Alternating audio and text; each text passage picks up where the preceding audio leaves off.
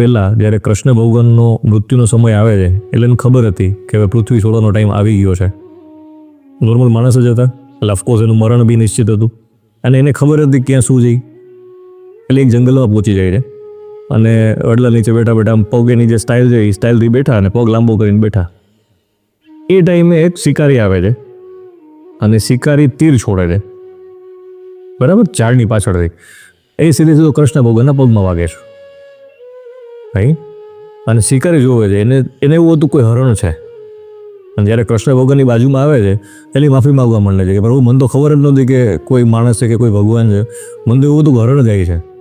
એટલે કૃષ્ણ ભગવાન કે બેસ, હું સમજાવું તને. આ લીલા બધી મારી જ છે કારણ કે હું કરતા રહેતા છું, સમજાવું. એ તું આ જન્મમાં શિકારી છો, હું આ જન્મમાં કૃષ્ણ છું.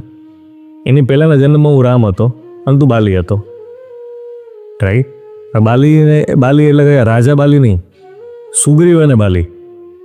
રામ ભગવાન જ્યારે વાનર સેના ભેગી કરવા ગયા હતા, રાઈટ, જ્યારે રાવણ પર ચડાઈ કરવા જવાનું હતું એ ટાઈમે સુગ્રીવ અને બાલીની વાત થતી હતી. બે ભાઈઓ, એ બે વચ્ચે જ્યારે યુદ્ધ થતું હતું, બાલીને વરદાન હતું ને બાલીનું વરદાન એવું હતું કે જેની યારે ફાઇટ કરે ને એની 50% શક્તિ એ પોતે લઈ લે, એને આવી જાય ઇન શોર્ટ, રાઈટ?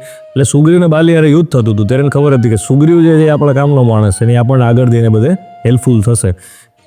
પહેલી વખત મર્યાદા પુરુષોત્તમ રામે પહેલી વખત આખા જીવનકાળ દરમિયાન પહેલી ને છેલ્લી વખત ઇનફેક્ટ છલ કર્યું છે કે જેને જ્યારે બાલી ફાઇટ કરતો બાલી બેક સાઈડ હતો અને એની પીઠ પર એને બાણ માર્યું છે.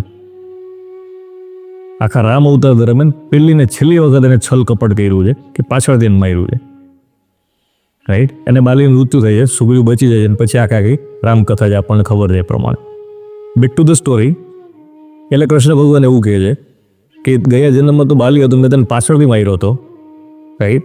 આ જન્મમાં એ જ વસ્તુ થઈ, તને ધ્યાન નહોતું ને તારા હાથે મારું મૃત્યુ થયું.